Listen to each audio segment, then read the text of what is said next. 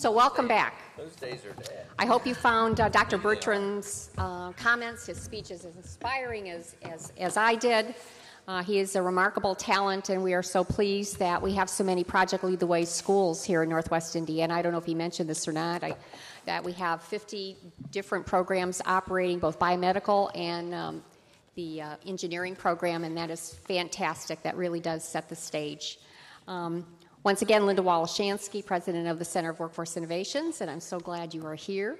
And as we get started into this important piece of the summit, I wanted to make two other comments that I think are really quite important, because we have a lot of talent in the audience today. And as we processed and collaborated and developed the plan here in Northwest Indiana for READY, we were led by a gentleman who's with us, Roy Vanderford. Roy, you want to raise your hand? He was instrumental in making sure the plan actually got done. And I don't know about you all, but sometimes we have great ideas, but they all have to get down on paper, and they have to make sense, and they have to be something that we can work from. And Roy facilitated that, and we're very appreciative of that. Also, as we move forward, READY really has taken on a life of its own. And we know there's a lot more work to do under the READY umbrella. There's a lot more schools that we want to bring on board. There's a lot more businesses that need to be engaged. And so we have now hired a director of READY, and that is Bev Morovich. And Bev is sitting all by herself up front here. You get the prize. So please turn to her for assistance if you need it during this summit, as well as she will be visiting with you in your schools. So now a gentleman I would like to introduce is another one of our servant leaders, I call him. He is another person that you can always rely on to lead the charge if it has to do with Northwest Indiana. He is the president of the Northwest Indiana Forum, which is our premier regional economic development group funded by the private sector to help generate job growth and improve quality of life. Formerly the CEO of NIPSCO, he is a fellow who just couldn't retire. So please join me in welcoming Mark Mazel.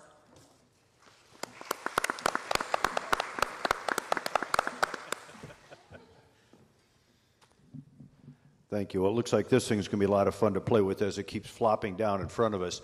Let me thank all of you for making time in your schedules to be here. These topics no, it's not going to stay up. These topics are so important, and we greatly appreciate your commitment to spending time thinking about how is it that we can better educate the students that come through the buildings in which we all work. Well, obviously, joining me today, we have three very talented individuals with varying business backgrounds. Let me give you just a quick overview on each of the three. Then what I thought I'd do is ask each of them to spend maybe 5 minutes talking about their particular business, and in particular, some of the jobs and skill sets that are required. So you have a sense of who the individuals are and what they're going to be talking about. Well, starting all the way to my far left, your far right, is Mike Bracco. Mike is the Director of Operations at Monosol RX, located here in the Portage area. He truly has a lot of experience, over 2,700 years in the pharmaceuticals, operations, a real strong knowledge of warehousing, of distribution, packaging, labeling, manufacturing, truly a breadth of the issues that are involved. And I'm going to deliberately cut short some of the information that's available. If you check inside your program, you will find a much more detail on each of these three gentlemen. Rob Crookston is sitting in the middle at the table. Rob is with Microbac, located here again in Northwest Indiana. He's their Senior Vice President. He has been in this field for 25 years, serving the industry as a chemist, a technical director, lab manager, and now for the Vice President of Operations, and of course also in terms of really on a national basis growing their business. Microbac's divisions work in environmental, food safety, pharmaceutical, clinical, manufactured, and consumer product testing in all kinds of arenas, chemistry, physics, and other areas. finally, closest to me on your left is Jonathan Nally, CEO at Porter Regional Hospital. Jonathan also has a long background in the medical field, serving as a number of different roles leading up to COO in a hospital in the Pennsylvania area, moving then to Northwest Indiana as the CEO in about 2007. He served here for a period of time as a hospital transition before becoming our permanent CEO. Truly a great blessing to have here in Northwest Indiana. Thank you three for joining us today. Could I maybe start at the far end of the table? And again, if you could just give a quick rundown of your businesses, kind of the skills you need. Mike, could I ask you to begin? Sure. Good morning, everybody. I represent Monosol RX. It's a thin film pharmaceutical company here in Portage. Our headquarters are in Warren, New Jersey, where the pharmaceutical hub of the nation is, so we've got a presence there. But all our manufacturing is right here in Portage. We have two facilities, one on Melton Road and one in the Ameriplex complex in Portage. We employ about 130 people here in Northwest Indiana. All our manufacturing is right here in Northwest Indiana, and we've got a lot of challenges filling qualified positions in skilled and unskilled roles with management and leadership experience in this area. Great, thank you. Rob? Yeah, I represent Microbac Laboratories. We're a national testing firm with one of our major laboratories here in Northwest Indiana, specifically in the Maryville area. We have about 50 employees at that facility, and the specialty here locally is environmental testing and also food safety, which is a significantly growing area of development. And from a business development standpoint, there's some new regulations that are driving that are quite interesting to Microbac. And as a result, we are looking for skilled individuals specifically in food chemistry, food microbiology, and also touching into the pharmaceutical side of the analytical spectrum, and I can talk about that a little later. Terrific. Thank you, Rob. Jonathan?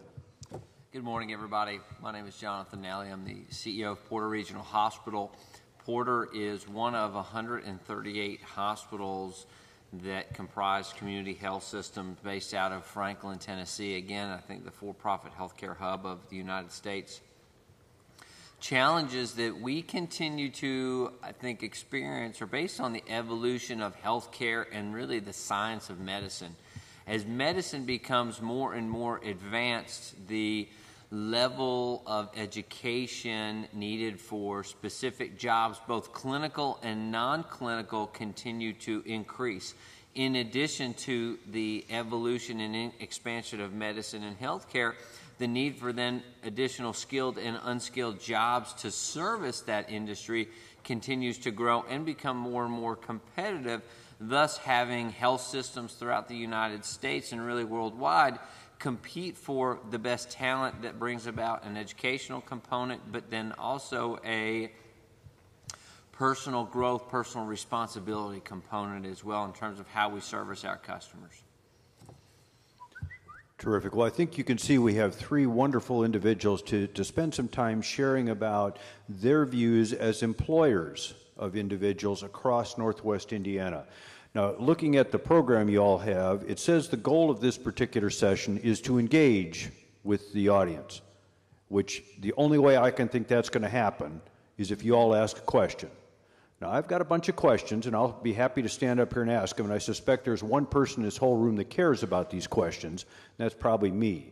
But if you have a question at any point in this, please, put your hand up. I'm afraid I will have to ask you to shout kind of loud because it's a big room. We don't have microphones down there. I'll try to repeat the question. But if you have something that you would really like to ask these gentlemen, please feel free to put your hand up. Otherwise, like I say, I'm going to start through a list of questions I have. Well, I think Jonathan teed up a really interesting question, and I'd like to maybe pursue it a little bit more.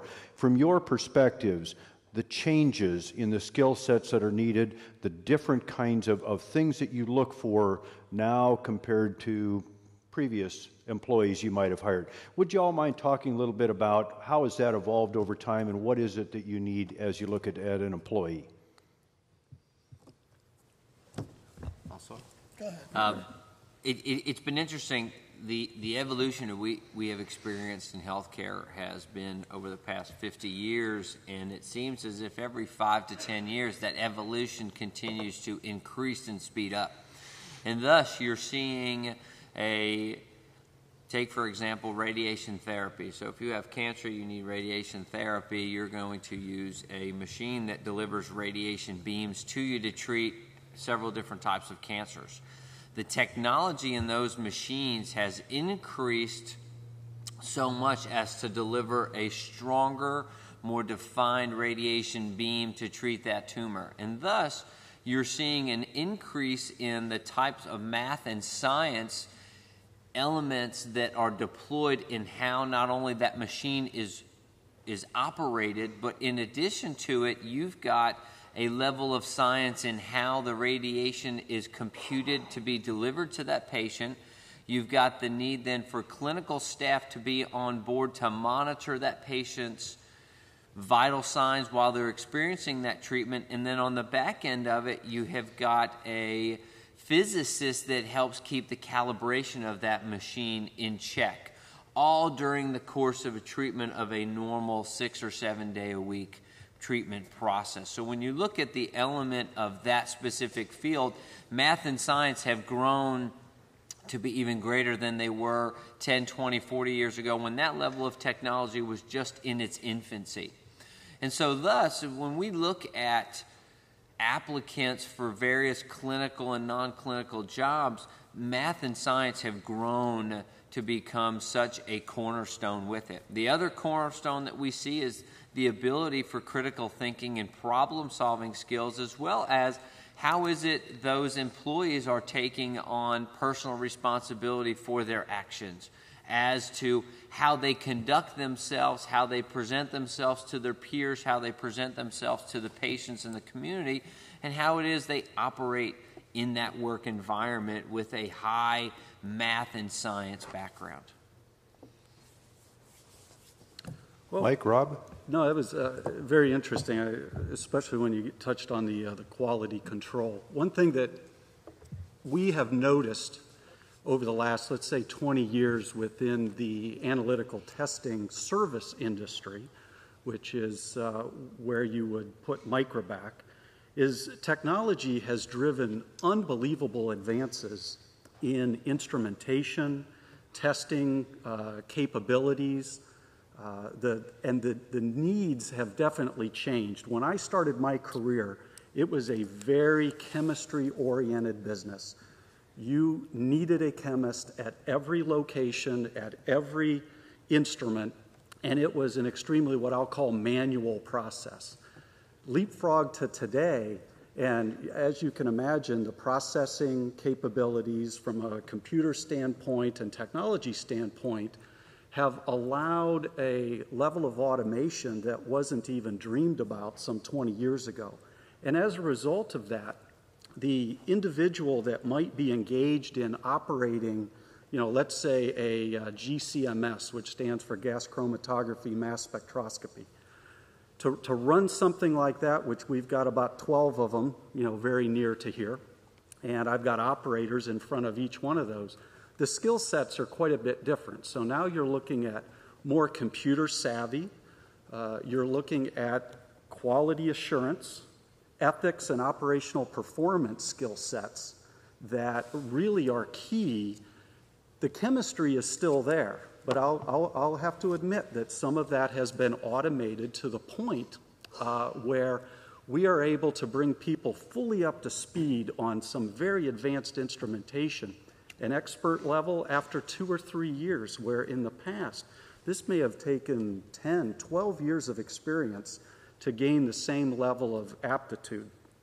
The one skill set that I want to mention here is it's the one that's teamwork and communication. It's a rare project that one person can run with from start to finish. And typically it will be the ability to clearly absorb a project goal, work within a team environment to produce a result, whether that be for an internal client, whether it's your QA department or the next department that's going to work on that project, or directly to that customer. And so I would certainly encourage all of you, as you're putting together things like work plans and whatnot for students, is that group engagement is key. And the ability to work within a group and effectively communicate is one of the most powerful things that we look for in the capabilities of individuals coming into our organization. Okay, great. Over the last 10 years, Monticello RX has been around for about 8.5, 9 years. So they're, through their evolution, they went from an R&D entity into a commercial pharmaceutical entity, which is very different thought process. R&D, very highly science, math, development, formulation. In the end of 2010, it received 2 FDA approvals, which created the transition into a commercial pharmaceutical operation, which is a very different thought process. That's when a lot of the hiring started. That's when a lot of the build-out of the facilities out here in Portage had begun. And something that Jonathan mentioned early on, critical thinking and problem-solving skills. Those are probably 2 of the biggest gaps in skill sets that we're seeing out in the local field to start hiring. The critical thinking, the ability to look at a problem, investigate a problem, articulate what the problem is, identify the problem statement, and do an actual investigation to get to root cause is very lacking in a lot of the skill sets that we're bringing on right now. And it's probably one of the most important skill sets, because during normal commercial pharmaceutical operations, you're constantly in a continuous improvement mode. You're constantly looking at situations that take place and learning how to assess what's taking place, learning the skill sets to identify what your root cause is, and to develop a list of criteria or a list of steps or paths to go down to start to correct different situations and get to some kind of a better process than you're in now. And that's a daily environment. And that's something that we see every day, where a lot of people that are hands-on and touching the operation on a daily basis don't have that skill set to be able to assess a situation, break it down into small bite-sized pieces that you can understand, identify your problem statement, and start to develop a root cause analysis so that you can move forward and fix things on a normal basis, whether it be an independent team, a team of people, a project, however it's laid out. But just that skill set to be able to identify, analyze, and move forward with a root cause analysis, we're seeing as a huge gap in a lot of the skill sets we're bringing on right now. Great, thanks. Rob, you had teed up the concept of people needing to work in teams, and the fact that very seldom do you have some issue where a single person can do everything that needs to be done. That obviously is the kind of thing that something like Dr. Bertram's Project Lead the Way tries to address through activity-based learning. I guess my question for all 3 of you, Rob, if you want to expand a little bit, or Jonathan, Mike, if you want to maybe add your own thoughts on it, how significant? Do you find the same kinds of things where it takes a team to solve it? And what are the kinds of the skills you look for in that regard? Well, obviously it was my statement, and I guess I'll stand by it. Yes, it is most certainly a team approach. The bit of groupthink that goes on a day-to-day basis within the business is absolutely critical, and having individuals that can participate in that conversation on a routine basis and lend their particular skill sets on a, whether a project by project basis, is absolutely critical to the best case outcome and developing what would be a best practice that may be potentially even propagated across our entire organization. In fact, we've taken to developing work groups with divergent skill sets. So I've literally have included, some of our technical writers, for example, on development projects, and just because of their completely different viewpoint, and it's somewhat remarkable to see some of the conversations and those asking of whys. But That type of environment, in my opinion, should not be uncommon within most any organization. And I have to, I would again assume that whether it be manufacturing or healthcare delivery, there's going to be a team approach. And knowing that a future employee of most any organization is going to be best suited when they can envelope themselves with a team to produce the best possible outcome is something that needs, I think, a good look at during the educational and development process. And so I'll leave to the other panels to maybe either jump on that or jump away from it. Okay. I would agree with everything you're saying, Robert. There's a lot of day-to-day activities that puts people of very different disciplines together to work in a team environment. And I don't know if you can tell, but I'm from back east. I'm from New York. I got out here about 2 years ago with this company, and I did all my education back east and going through high school, my college, and it wasn't until my MBA program that I really got put into a lot of team-based learnings, a lot of team-based environments. Through my 12 years of school, going through primary school, it wasn't a lot of team projects. It was mostly independent. Occasionally you get put into that situation. Even in my 4-year undergrad, it was mostly independent. Occasionally a class would require some team-based. But in the MBA program, I had a lot of team-based projects. I would say probably 30 to 40% of the course load was in some kind of team environment. That team, that learning those skills to work effectively within a team with diverse skills and how to get the best out of a team, that needs to come in a lot earlier, because we have people that I'm bringing in with our unskilled labor that we need to put in team-based environments, and they're very uncomfortable. They don't have the skill set. They don't know how to interact in these environments, and it's key in the operational end of my business right now to be able to put very different disciplines together and get them into an effective team-based mindset. And what we're finding we're doing is we're putting a lot of time into training the team how to become a team first before you can start to get any efficiencies out of them. So it's something that's very key to the success of a lot of our operations. We have evolved to more evidence-based science and practice and process and medicine in healthcare and at Porter, to the point where we do a lot of multidisciplinary rounding, which is just our fancy word for team building or team approach to it. And so what we have seen, the evidence shows that if you're dealing with a patient or an issue, the multidisciplines that are taking care of that patient, the one or several physicians, the individual nurses or caregivers, there's physical therapy, pharmacy, respiratory therapy, disciplines that are working to solve that problem or deliver therapies for that patient. The evidence shows that group getting together once a day, once every other day to meet and formulate what is currently going on with that plan and how is that plan working, or are there changes or adjustments that need to be made to that plan.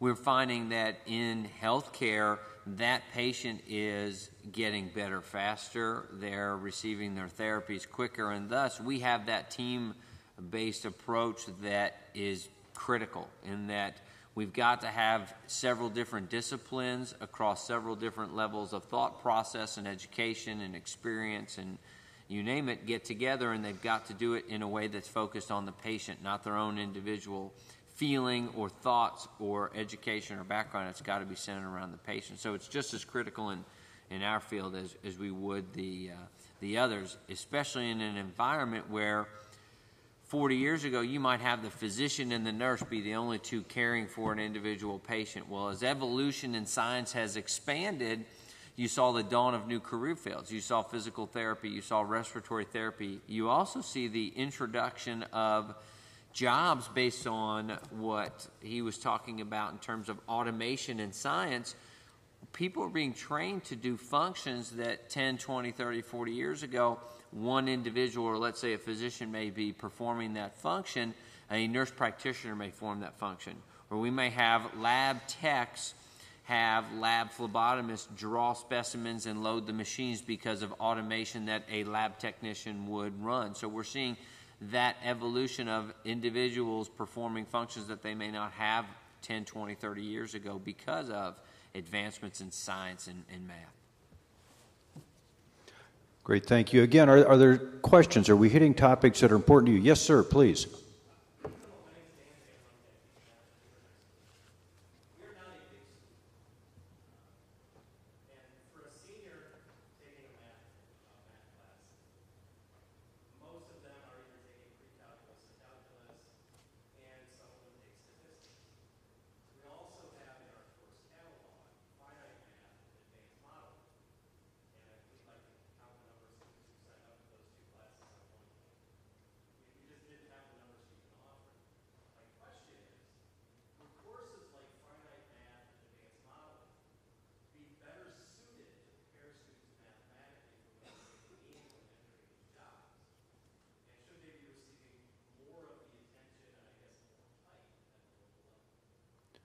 Let me just quickly, was everybody able to hear that question? Or I'll just quickly repeat it.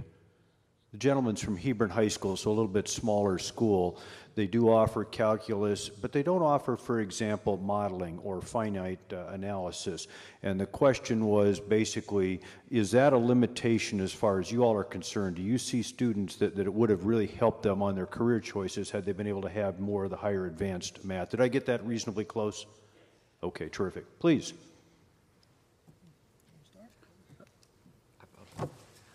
That's an interesting question. I think the answer is absolutely yes. I think the earlier that students can receive that level of coursework, I think it only prepares them more for it.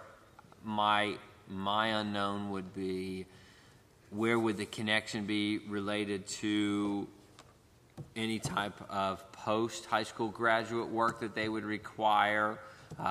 We'd be able to line up through our career or our job descriptions at the facility. We'd say, okay, modeling, how does that feed into different other levels of math or science that would lead into the type of job categories? So I think the simple answer is yes. How we get there, I think it would be a deep collaborative of how it is you could present that to see how the pathways would present themselves. Yeah, I would agree. The answer definitely yes. The problem I think I see is going through the K through 12, a lot of people don't know what they need, don't know where they're trying to get to, don't understand. If you come out of high school and you know what your path is, you're lucky. You're in the 10%, but most people are looking to get through the general studies, get through college prep, get ready to go on to that 4-year degree where they're hoping they get some enlightenment as to where they want to go. But the analytical systems, the analytical decision-making, the modeling, more statistical analysis is something that I think Vince was talking earlier about, transferable skills. No matter what you decide you want to go into, those are types of skills that can be put into any type of discipline. So I think we need to look at that and see what gives our kids the best chance for success, no matter what they go into in their undergraduate or their postgraduate work, so that they've got that skill set that's transferable to any situation they get put into. As not to be redundant, I would just say that, as long as that type of coursework would dovetail nicely with undergraduate studies, while I'm big on statistics, they are the driver of many business decisions today. You do not manage what you do not measure, and so statistics are, an enormous part of that. Those courses, without continuing that through, something after high school, I would struggle, just giving you an answer on that internally as far as the individuals that might come, for example, into the Microbac organization that would not have a 4-year degree. But generally speaking, again, as long as that dovetails nicely with an undergraduate I'd be all for it. Could I maybe ask, I mean, just a sort of a description, now you can't be really super duper precise, but when you're looking to fill a job, is there kind of an entry-level expectation? It's a high school diploma, it's some sort of certificate, 2-year program, 4-year, advanced. I mean, kind of how do you look at the workforce and what level of educational attainment is really necessary to even start in a particular role? And maybe it's, you know, I need 5 high school graduates and I need 5 PhDs. Yeah, with Montesol, with the way it's growing, we've had hires from every skill set to basic skills, high school education, right through to MBA and doctorates over the last 2 or 3 years. We've had a lot of challenges getting the basic skilled positions filled here with the local talent. It's taken, well, I just hired 18 non-skilled people in the past 4 months, and it took 4 months, and to get 18, I probably looked at over 100 people for just basic skill sets, high school education, for an entry-level position. We also have different levels of ladder positions throughout our quality organization, throughout our operational organization, and through our engineering, that once we get to the level of manager with a 4-year degree or a technical degree, we've had to go through national searches to get those type of individuals and attract really good talent to this area. Now, let's face it, Northwest Indiana is not the pharmaceutical capital of the country. We've actually moved some of our formulation labs back east to our headquarters in New Jersey because there's more talent there. But we've got to look at some basic skill sets that we can continue to do business here, and the talent pool be meeting of those skill sets. There's been a lot of basic math, basic English that we've seen problems with unskilled labor coming in, with high school graduates. That seems to be probably the 2 biggest that really stand out. And then the critical thinking is a huge part of it, but you can do some testing up front, but that, until you get put into those situations, you really don't see those skills being used. And by that time, then you have to assess, is it too late? Do you have to train? How much efficiency do you lose because you're now training what you thought you were getting at the beginning? So there's a lot of things around those types of issues that we're dealing with on a daily basis. This is, in our industry, this boils down to a bit of an urban legend. And we operate under some significant accreditation and certification requirements to perform the type of work we do. Mostly it's regulatory driven. And as a result, you literally can go to a standard operating procedure and it will dictate what the requirements are for various positions within the laboratory, educational and experience guides. The default oftentimes is that I need a degreed individual. And the reason that is because it is very difficult to bring in, or has been historically, bring in someone that does not have a degree that is able to function at a level, even under supervision, that would meet the requirements of the standard. Now, that being said, it is available, and that is where an enhanced, educational opportunity, or maybe even, we mentioned some of this coursework that was described. The opportunities are there for individuals that have skill sets coming in where, at a minimum, they're able to handle an algebraic equation. They can do some computational analysis. They can handle some basic statistics.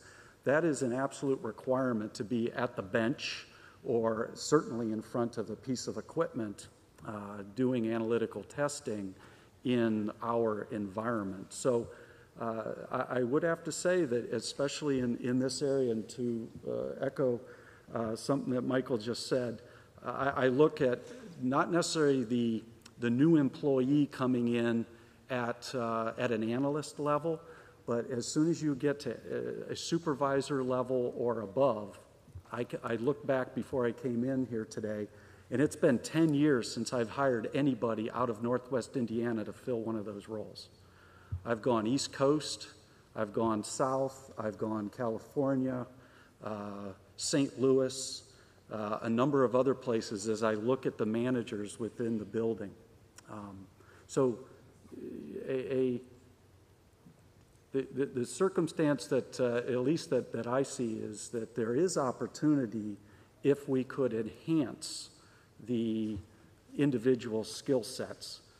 It simply puts I guess, a need on myself and our organization to ensure the oversight, and that is per our accreditation requirements. To be very specific, a bachelor's degree with 1 year experience can produce data unchecked. Unchecked meaning, unescorted. And a high school diploma needs 3 years. So I have a higher investment in that just per the accreditation requirements. But I think there's an assumption there, and I don't know that assumption is always fair. That's why I say, it's a bit of an urban legend, but it's one that I think we have the opportunity to overcome. The vast majority of our clinical positions we receive from an accredited university school that puts forth those graduates. Those graduates obviously have got requirements in order to be accepted into those specific clinical institutions: respiratory therapy school, x-ray school, nursing school, physical therapy, a lot of which require, in this day and age, a 4-year baccalaureate degree that has usually got a level of 1 or 2 year additional training that go along with that. And so thus it would be the math and science requirements to obtain admission into those programs. We have a number of entry-level positions that are most notably in our food and nutrition as well as our environmental services departments that are either part-time positions while individuals are in school and want to have a career in healthcare, or they have career aspirations within those two fields. Regardless of which, there is an element that comes with food safety and food nutrition or environmental sciences based on the equipment that they're operating requires a degree of critical thinking, or the manner in which they're preparing chemicals for use during the environmental servicing or in food nutrition, that they've got to make sure that the ratios are correct or the titration is correct in certain levels of calculation. Regardless of either of those paths, you're looking at a level of experience obviously is warranted, but coming straight out, the level of education that would be successful in high school is a must. I don't think we hire anybody without a successful GED or high school graduate. Our issue comes in that for roughly 200 to 320 positions that we would hire on an annual basis, we have close to 30,000 applications. And so with that, our level of selection comes to not just the check marks related to their studies or potential experience. A lot of it is personality based and how they handle the critical thinking as well as the accountability and responsibility of themselves. Yes, sir.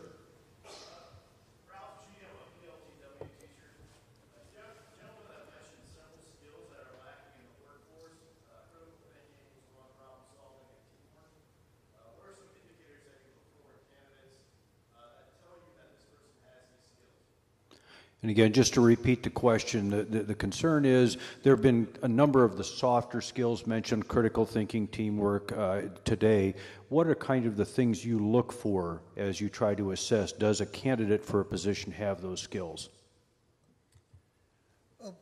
Recently, we've put together some assessments that we give on interviews for basic math skills, basic English skills, some problem-solving things along those lines that are probably not totally telling as to if the employee or the possible employee is really up to speed with all of those things. it gives us a baseline to where we at least think we've got some possibility for success. So we've put a lot of those things into the interview process. But the bottom line, as Jonathan was saying, is there's a lot of assessment that has to be done on personalities, fit, cultural fit, things like that, that you have to try and get conveyed during the interview process. We've also gone into some different interviewing processes with multiple people, almost like a panel, to try and get more deeper assessment of different possible candidates. We're having some success with it, but it's not 100%. You do have a percentage that can get through the whole process that don't possess the skills you need, and by the time you get to the point where you understand that, you've got a lot of ground to make up and a lot of efficiencies lost to get the person to where you thought he was coming in, and now you've got to develop him to get to that point. Yeah, actually, within Microbac, we've utilized a system for a number of years that, starting with an individual that's newer to the industry, let's say, we actually train our interviewers to ensure that we're asking some very critical questions. And we worked with a psychologist that helped us with this. This was one of the opportunities that we had to improve the effectiveness of our onboarding process and ensuring that those individuals that we were onboarding were in fact aligned with our needs. I will tell you that significantly escalates when you get to the next couple levels of applicant. You know, if you're talking a technical director, literally there's a few psychological type profile tests that we employ. And it has, I will tell you, as someone who originally came into to Microbac through an acquisition, I actually skipped that channel. And about 4 or 5 years ago, I had the chance to participate. We wanted to validate the process. And I can tell you that system nailed me to the wall. It was amazing. And there's a number of different programs out there. We happen to work with a group out of Pennsylvania that has been extremely helpful in assisting us in creating a measurable outcome to an interview process that we can scale. Again, for a high school graduate coming in, it would not be taken quite to that level, but I can assure you that we are instituting that type of thought process in the interaction. And in fact, I asked our HR director specifically about this particular item, and his comment to me was, you know, skill sets in regard to communication and even practicing in an interview setting would be helpful for some of these folks that he has spent many, many hours interviewing. He said there's a marked difference, and you know, you could have a very brilliant mind that presents poorly in front of whether it be a panel or otherwise. It may be something to consider, and the earlier you start in that process, the better. We actually used a similar system about 4 years ago. We made a jump to a system that we use called DDI, in that it is a very scientific, psychological approach to what it is we need to ask an interviewing individual related to previous experiences, that those questions are then graded out and then ranked amongst all of the interviewing applicants. The process focuses on not a leader asking those questions, but peers interviewing asking those questions, and that over 95% of our new hires on an annual basis are completed as the final step by their potential peers and coworkers making that final selection or offering the position to them. And thus, we utilize a scientific criteria that after the system distills the number of applicants for that specific job. The applicants that then are selected out receive an interview. The questions are all uniform. The answers are then graded, and thus the potential candidate would be selected.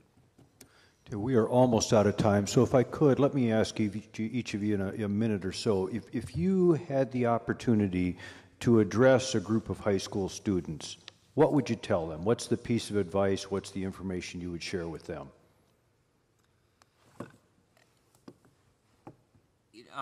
We put a lot of emphasis on math and science in what we do, but we put just as equal an emphasis on their responsibility and accountability and taking responsibility for their own actions and their future and their destiny. And the melding of those two foundations, the math and the science, but then also their personal responsibility, are what make us excited about bringing individuals into our organization, because we then, as a result, have a track record of educating these individuals at the institution's cost regarding our tuition reimbursement for their advanced education, as well as we invest more knowing that there is a higher probability based on the science that individual is going to be with the institution greater than 10 or 15 plus years.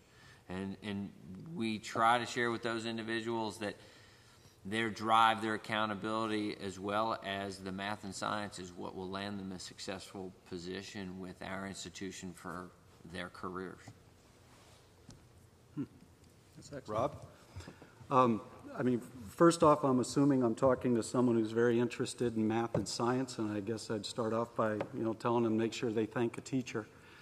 Mine was Mr. Unch, just for the record. He inspired me into the sciences untold, and I appreciate that, every day, what he did for me. That being said, if I'm talking to a high school student, and I'm sure that they're starting to, look beyond, and if their path is into university, I would tell them to make sure that they are looking toward a path that includes, some sort of an internship or otherwise work experience. 4 years and out is rare. Yeah, I can't remember the last time I hired a 4-year and out graduate. There is a wealth of opportunities out there if you seek them out, if you put the work into it. And I would strongly encourage any high school student to start thinking about, if university is their direction, it as an opportunity to develop a number of skill sets. And the end goal isn't exactly 4 years from the date you enter. I sit back and I think about some of the different interviews I've had in the last couple of months. You can have all the criteria, the great resume, all the academics. I think we need to put some work into the social skills and the delivering of this package at an interview. I've had a lot of interviews where you walk in, shake somebody's hand, and they're looking down. They can't look you in the eye. They don't engage the conversation. You're asking them questions. They're looking out the window. But yet their resume got them in front of you because they had all the credentials and all the criteria that you were looking for. I think we've got to put a little bit more emphasis on the immediate social skills to get the full package across in front of the hiring manager or the hiring person so that they are engaged. They're part of that interview. They're not just delivering their resume. Almost you might as well mail it in because they're not engaged in a social environment and they don't have those skills to maintain that engagement throughout a 30, 40-minute interview with 3 or 4 people. And I think that hurts a lot of high school graduates that have the credentials, have the skill sets to do the job, but they can't bring the whole package and fulfill the whole package when it's needed. Fantastic. Well, thank you all for being a part of the panel this morning. We truly appreciate the insights that you have granted. And again, I think we all appreciate the fact that you all have made time in your schedules to be here. I'd like to give you 3 quick things. One of the drawbacks to me being the moderator is, of course, I get the last word, so I'm going to take advantage of that. There's been a lot of discussion this morning about the softer skills, about the kinds of things that are necessary beyond the simple ability to do a math equation or the ability to communicate effectively, and that gets into this list of 10. These are posters that are sitting out on one of the tables in the lobby, right across from the registration table. I would strongly suggest you pick one up if you'd like to see the complete list. The Center for Workforce Innovations put them together a couple of years back after talking with over 100 different employers. And I can assure you this list is as relevant today as it was a couple of years back. And it gives you a good sense of what it is that companies are looking for. The second thing I'd like to challenge you to think about. At the moment, we have relatively high unemployment. Let's just round it off, we're right around that 9% mark at the moment. If you remember back before the recession, that was down to 4%. Now I'd like you to think back, and I apologize, I know some of you are too young to remember this, so you have to trust the old dinosaur here. Go back to the 80s, and you'll recall once again we went through quite a recession in this country. And at that point in time, uninflation ballooned to 6, 7, 8%. There was a lot of discussion about the new norm. People thought about the fact we would never again be able to get back down to 5% unemployment. And what happened? This wonderful thing we call automation. Yes, it was painful for Northwest Indiana. A lot of jobs were lost.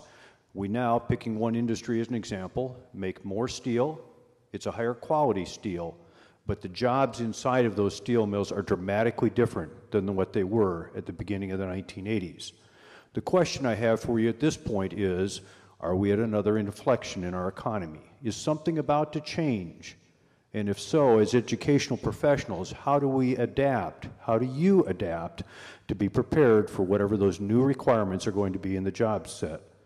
And perhaps that brings me to my third point. What is the role of business and industry in education? And let me give you the gospel according to me, it's just one guy's opinion. I will tell you one thing I will virtually guarantee. I have not yet met the business or industry leader that's an educator. They have no clue what you go through, and I include myself in this category. They do not know how to work with a classroom. They don't know how to help that student pick up the skills that will be needed in the workforce. Flip side of that, you all are educators. You're very skilled in those kinds of things. You've built a career in learning about how is it that I connect with children and help them learn, help them really grow as people. But you're not business people. And the difference is, while you are very skilled at education, the knowledge of what's needed in the workforce is not necessarily there. The simple analogy, and I'm sure you may have heard this, and it does have some limitations. My gut hunch is none of us in this room, none of us, could tell you how do you design a car. But every single one of you can tell what it is you want in a car. Is it a 2-door? Is it a 4-door? Is it a truck? Is it an SUV? That's the difference. And the question then, the simple solution, how do we, business and industry, partner with education to help you and us kind of figure out where are we headed in this world that allows our students to be the most successful members of this society that we have ever seen, truly creating the next greatest generation. Well, again, thank you for your time. At this point, if you wouldn't mind giving a round of applause to our 3 panelists who did a great job.